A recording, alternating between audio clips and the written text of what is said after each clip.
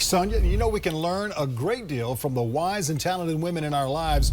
What are their secrets of success? Priscilla Shumway, the editor of the book Real Women, Real Leaders, and she is joining us alongside a leader and a great lady that's been in here in our office, or excuse me, on Low Country Live and in the Low Country kitchen a number of times. You'll recognize her, Chef Kimberly Brock Brown. Welcome, ladies. Thank you so much. Thank you.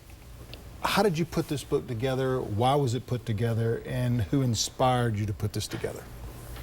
So I am the co-editor of the book, Real Women, Real Leaders, and Kathy Hurley is my other co-editor. And Kathy and I are coming to sort of the end of our careers and thinking about how can we give back and what are some of the lessons that we have learned in our careers. So we decided to edit a book with the stories of 24 different women and their journeys to leadership. And these are really interesting women because they come from a whole variety of industries. So we have the former governor of North Carolina, Beverly Perdue. We have the current Secretary of State for Montana. We have the woman Deb Delisle, who is the Assistant Secretary of Education for the entire United States. Wow. And then we have local people like Chef Kimberly, whom I apologize, she's not cooking for you all today. That's a big apology too. We're all Yes, disappointed. it is. So it was just the right time for us to put this book together with just really inspiring stories of each of these women's journey to leadership.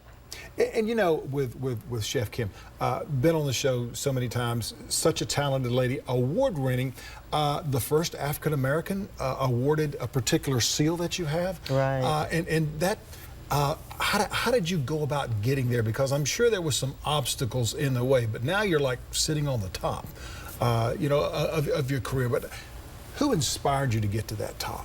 It was just work. I wanted to get to where I needed to be to learn all I could learn, and in that learning, in the process, you know, running across the people who are willing to teach and show, because everybody doesn't want to teach you and show you what it is that you need to do to get the job done. So when you find those people, you kind of stick with them until it's time for you to go on your own and do it. And so as I've gotten older and progressed in my career, I find out that now more people are doing that to me. I'm the one that they're coming to look for that advice and for that push and for mentoring, and that's something that I never associated that word with me.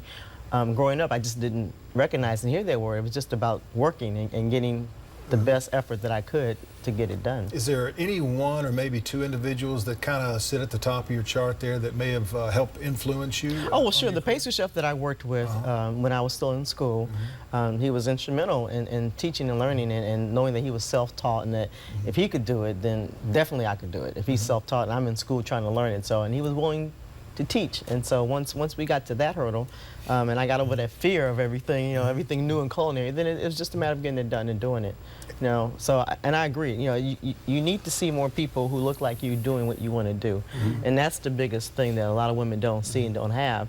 And I didn't have that either in my culinary career, growing up and getting into education. So this book is inspiring me to make sure I do that and give back and reach back. And that's the big thing, giving back, because there's a lot of young folks and even older folks that are looking for you, for your training, for your expertise, for your savoir-faire of how you do your cooking and chefing. I get that all the time, and you know, it's inspiring me to do that. To reach back, like I said, you know, even to a talk show that I'm formulating now and doing that. So, I realize it's a national call, and even in my travels international, it's an international call that women don't get the respect and do, and don't have the leadership to take them where they want to be. So it's good to be present, to be seen, and to have a book like that to relate to, you know, that can inspire you to do what you need to do. Priscilla, tell us about some of the other ladies. Yeah, so we have a young woman who was the only female coach of a male Olympic team. She coached the Canadian rowing team in the Olympics. We have... it looks pretty good on a business card, doesn't it? Yes, absolutely. I was like, wow. Yes. Yeah. We have another woman who is very high up in the Pentagon and is now working for Intel Corporation. We have a woman who is the head of the Bill and Melinda Gates Education Foundation. We have the president of the NEA Foundation. So a variety of women in industries. We also have a variety of ages, a variety of ethnicities. So we really wanted to appeal to a broader audience. And I think one of the lessons from the book is that it's important for women to seek leadership opportunities and to mentor each other. But it's equally important for men to understand how they can be a mentor and support young women in their leadership journey as well. Because I was about to say, this book is not, it's based on all women, but it's a book that men and women can get quite a bit out of. Absolutely. And what's interesting about this is that it's based on some very firm research from a company in Salt Lake City, Zenger and Folkman, who are very famous in the leadership industry. And they interviewed over 7,300 people, and they identified 16 leadership competencies. And what they found is that women outscore men on 12 of the 16 leadership competencies. So each of these essays by the women, we ask them, what would you say are your top 5 leadership competencies? And then how did that manifest itself in your life?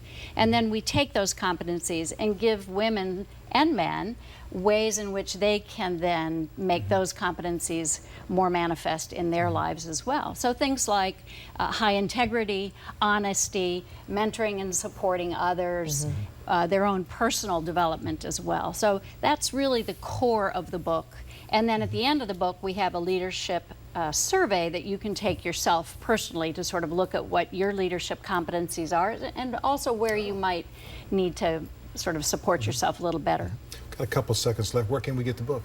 So it's available online with Amazon, Barnes & Noble, Books A Million, etc. And Chef Kimberly and I will be tomorrow at the Saturday at the Sweetgrass Festival doing book signings as well there. Oh, that's going to be a great festival. Thank you, ladies, so much for coming today. Thank great you so book. much for having Great book us. for men and women, but it's the Real Women, Real Leaders. We've got more coming up right after the break.